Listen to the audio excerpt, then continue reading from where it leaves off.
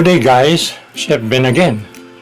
I just do hope that we're all doing well by this time. Welcome to our channel. For first timer in this channel, I just have one request for you guys. Please subscribe. By the way, last time we have discussed all the things that we should know when it comes to sauces. So today we'll be making one basic sauce, and that is the basic brown sauce. I'll show you how to make it from the scratch. When we discuss about the topic of stock, we have discussed this brown stock. Now we will be using that basic brown stock, and then we will thicken with the brown roux.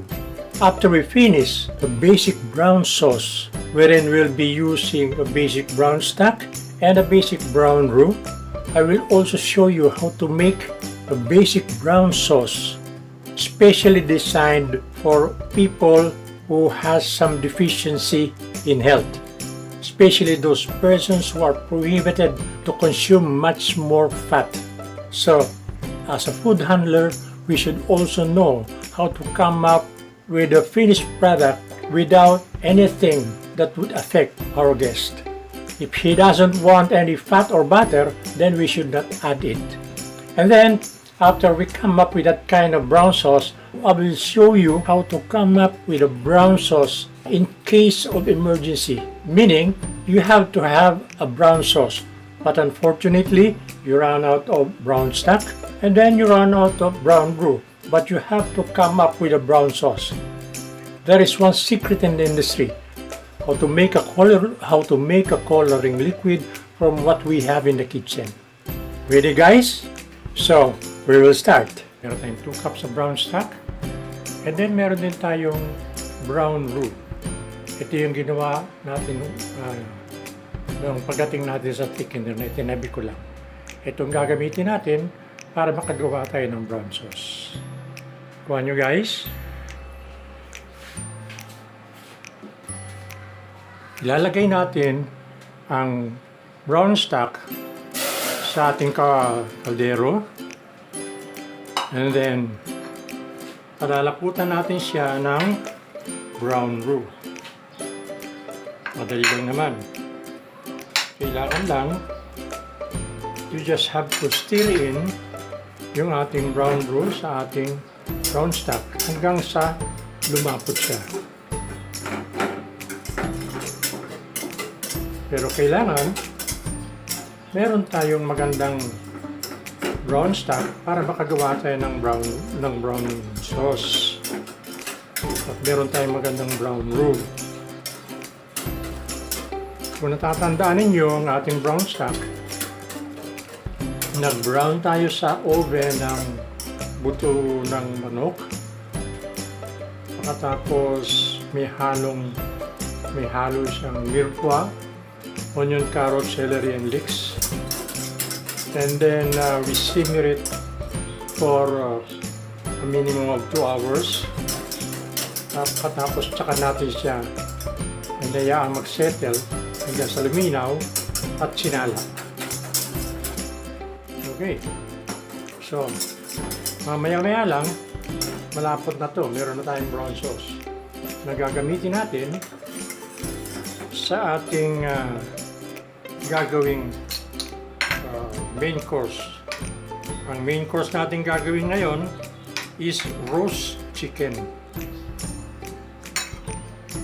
So, okay.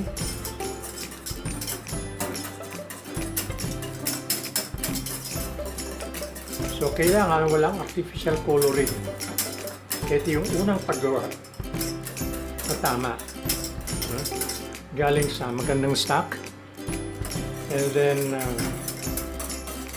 walang artificial coloring, natural color, by browning the vegetables and the bones, and then by browning yung ating roux, brown roux.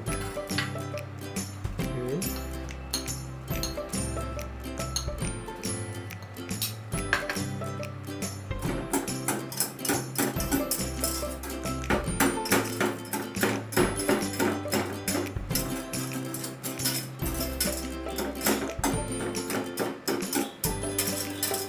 Ito yung pangkaraniwang tinatawag na gravy ng mga chain.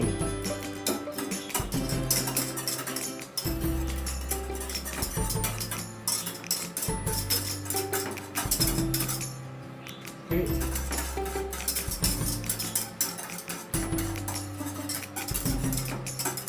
At ang tamang paghawak ng wire whisk, hold the whisk as if you're holding a pen. Okay, this is how to hold the wire whisk, and then the brown stock, it should be thickened with a brown roux.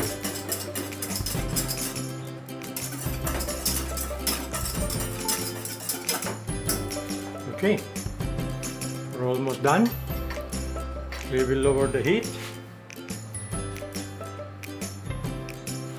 and then we'll just simmer it, and we'll just adjust the seasoning later on when we're about to use it.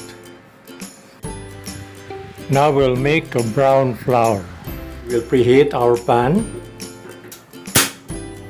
and we need flour. This is 1/4 cup of flour. I will stir fry it slowly until it's brown.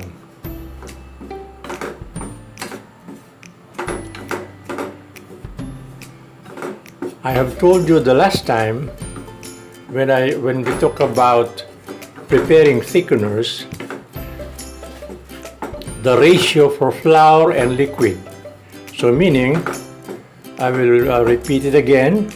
For every cup of liquid, we need 1 tablespoonful of flour for soup, and then about 1 1/4 tablespoon of flour per cup of liquid for a sauce. So I will be browning this flour in advance so that I can show you how to come up with a brown sauce without using any butter or any fat.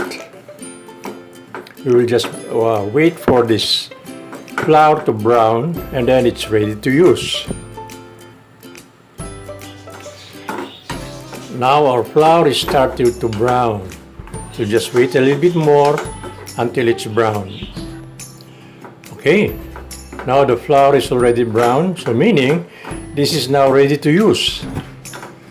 Okay. Now, this is how to make a brown sauce without any fat or butter. I placed the 2 cups of brown stock into this pot, and then at room temperature we will add directly the brown flour.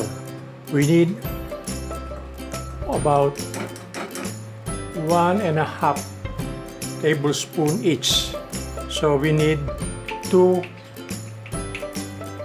This is 2 tablespoons. So I just need to add about half of a tablespoon.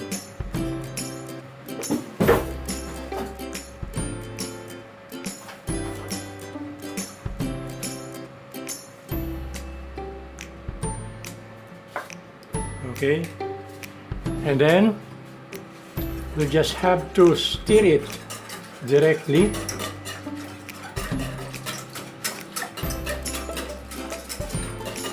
This is another way of making a brown sauce, specially designed for those guys or people who has some problem in health. Now that the flour are all dissolved, we'll just have to bring it to boil while stirring continuously until it gets thickened.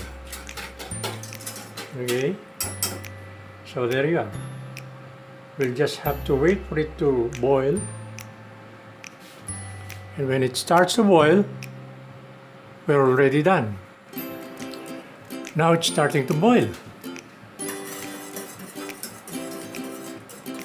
We'll just stir it until it gets thick.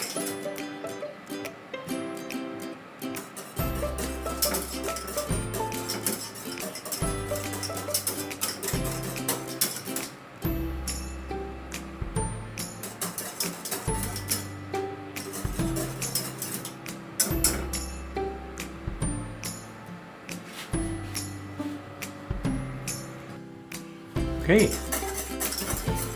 Now, starting to get thick. Now, should you wanted it to be a little bit more thicker, just add a little bit more of the brown roux.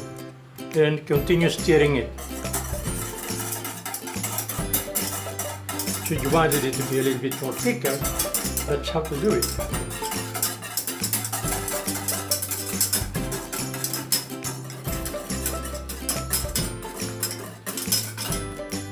Now, our brown sauce without any fat or butter is done. Now we will make the coloring liquid, the blackjack. This is how we do it. I'm using 1/8 cup of sugar here, about 2 tablespoons. And then you will just add it into the pan, heated pan, and slowly you will just have to cook it. You have to burn it, but don't stir it so well. You just have to scatter the sugar in the pan and then just let it burn. That's simple. You have to burn the sugar.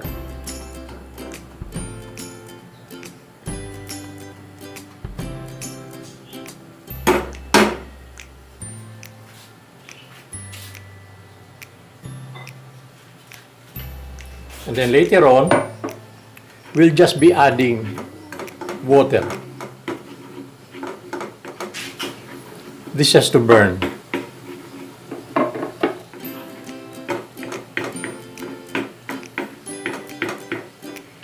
Some French guys, they also add chopped onions in preparing their blackjack. But just plain sugar can do. Now it's burning, so we'll just have to add water. Then let it boil.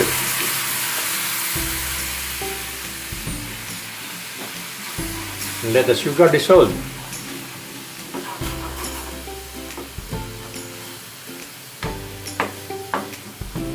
If you need to add color to your dish, you just drop a little bit of this.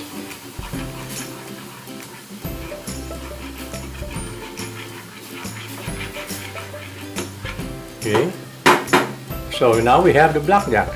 It's very easy. I hope you learned something. We'll be using this in preparing a brown sauce that we'll be using for our next dish. We have here a white sauce, a velouté. So we'll just drop a little bit of blackjack into this velouté. Then it will turn brown. Okay, so be careful. Use only some drops of the blackjack until you get the right color of the brown sauce that you want.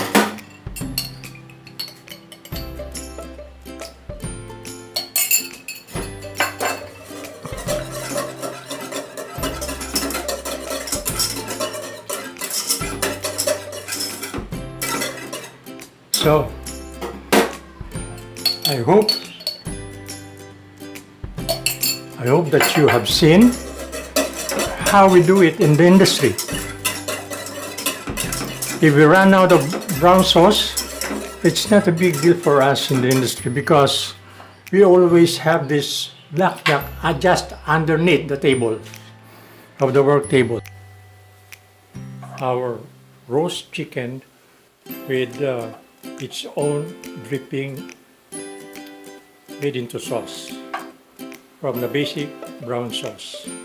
So the drippings of the roast chicken is added into the brown sauce, simmered and then strained. You can serve the basic brown sauce to any kind of roasted meat or poultry. Just make sure to add the drippings together with the mirpa. If you included some mirpa underneath your roasting pan, include it into the basic brown sauce Simmer it for a couple of minutes and then strain and serve it with the corresponding roast piece that you want to serve. I believe that I have shared with you all the things that you should know when it comes to brown sauce. For our next video, our next topic will be regarding sweetened brown sauce or fruit-flavored brown sauce. So guys, see you next video. This is Chef Ben Casabon signing off.